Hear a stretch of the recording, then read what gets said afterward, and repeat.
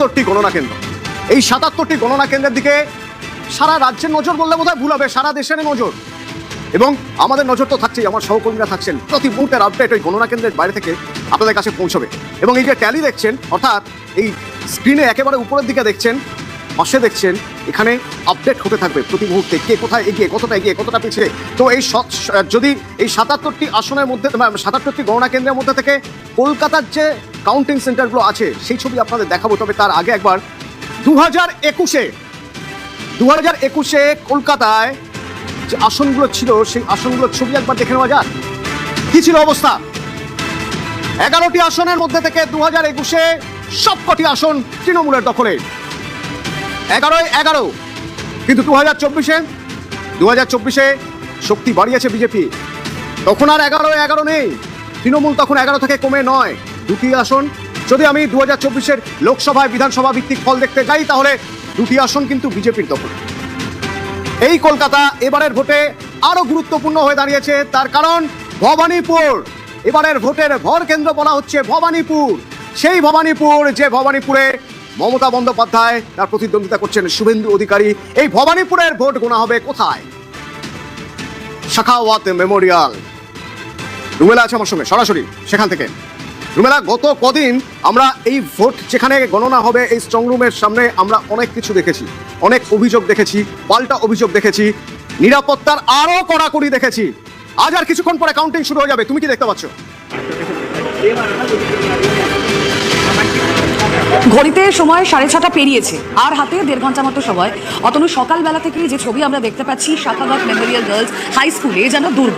দেখো, এখানে ভবানীপুরে মমতা বন্দ্যোপাধ্যায়, ভবানীপুরের তৃণমূল প্রার্থী, এবং তার স্ট্রং রুম এখানে।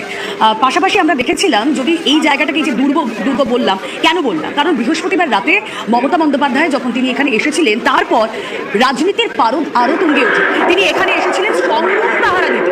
গতকাল রাতেও আমরা দেখেছি তিনি পাহারায় ছিলেন।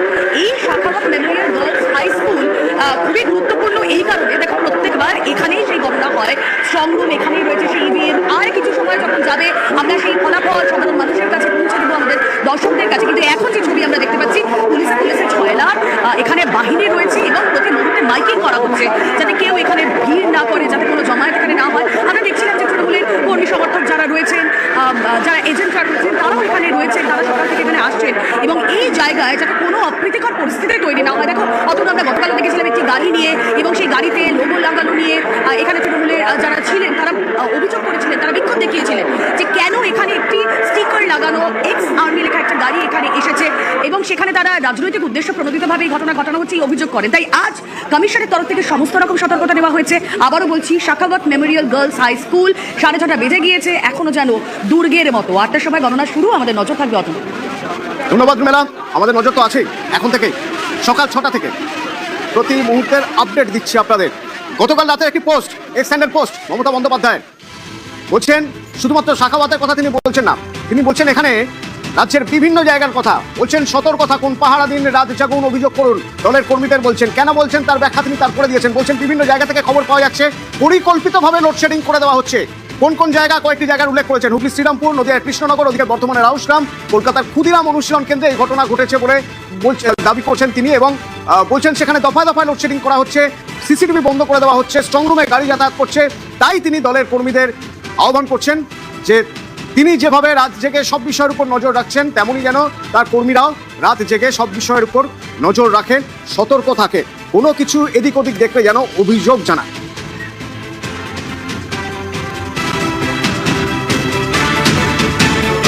এখনো কিছুটা সময় বাকি রয়ে গেছে কাউন্টিং শুরু হতে।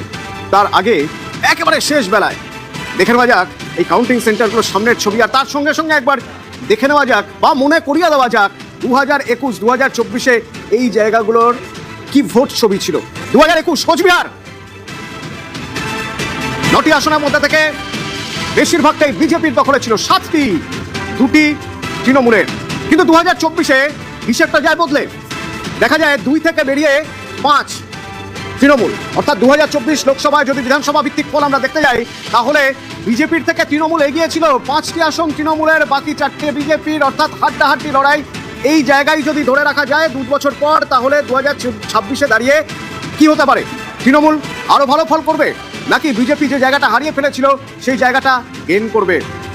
এজেন্টরা, কর্মী, সমর্থক তারা সবাই প্রত্যেকেই আশায় বুক বেঁধে রয়েছেন। সেটা তৃণমূল হতে পারে, সেটা বিজেপির হতে পারে। আর তারা লাইনে দাঁড়িয়ে রয়েছেন কোথায়? কাউন্টিং সেন্টারের সামনে, গণনা কেন্দ্রের সামনে। ছবি দেখবো, অভিজিৎ আছে আমার সঙ্গে সরাসরি।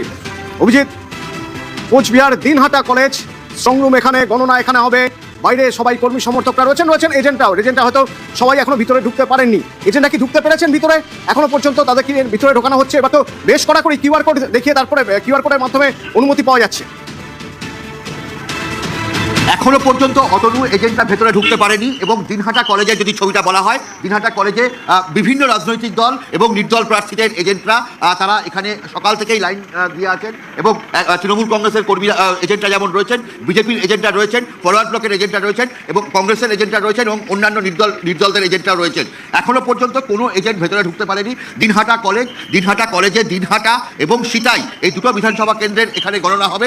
এবং বলা যেতে পারে এই দুটো বিধানসভা কেন্দ্রের মধ্যে গত 2021-এর বিধানসভা ভোটে দিনহাটায় মাত্র 57 ভোটে এখান থেকে নিশীথ প্রামাণিক বিজেপির তিনি জয়ী হয়েছিলেন। অন্যদিকে সিতাই থেকে তৃণমূল কংগ্রেস জয়ী হয়েছিল। যদিও 2024-এর লোকসভা ভোটে গোটা চিত্রটাই বদলে যায়। কোচবিহারের যে 9টি বিধানসভা তার মধ্যে পাঁচটিতে তৃণমূল। এবার একবার এই ছিল কোচবিহারের ছবি। কোচবিহারের পর এবার একবার পশ্চিম বর্ধমানের ছবিটা দেখে নেব। আসানসোল, সেখানে স্ট্রংরুম, সেখানে গণনা কেন্দ্র আসানসোল। সেখানে আমার সহকর্মীর সঙ্গে কথা বলার আগে 2021 আর 2024-এর হিসেবে একবার দেখিয়ে নিই। 2021 আর 2024-এ 9টি আসনে কোনো পরিবর্তন সেভাবে হয়নি। ভোট শতাংশ এদিক ওদিক হতে পারে, কিন্তু আসন পরিবর্তন হয়নি। 6টি তৃণমূলের, তার অর্ধেক বিজেপির। 2024-এ লোকসভায় যদি আমরা বিধানসভা ভিত্তিক ফল দেখি একই। রওনা কাছে আমার সহকর্মী সরাসরি কাউন্টিং সেন্টারের সামনে থেকে। অগ্নিমিত্রা পড়লেছেন তোমার সঙ্গে, একবার কথা বলা যায়? কি বলছেন উনি? দেখো, একেবারে ইতিমধ্যে তোমাকে দেখাবো আসানসোল দক্ষিণের যিনি বিজেপি প্রার্থী অগ্নিমিত্রা পাল, তিনি গণনা কেন্দ্রের সামনে এসেছে। আমরা একবার সরাসরি কথা বলবো। অগ্নিমিত্রা দি, এই গণনা কেন্দ্র কিউআর কোড থেকে ভেতরে প্রবেশ করানো হচ্ছে, ব্যাপারে কতটা নিশ্চিত আপনি? জয় তো নিশ্চিত। বাংলার মানুষ বলে দিয়েছে 23 তারিখ আর 29 তারিখ 92%, 94% পোলিং হয়ে বাংলার মানুষ দেখিয়ে দিয়েছেন ভোট কাকে বলে। সুতরাং এবারে শুধু ইভিএম খোলার অপেক্ষা।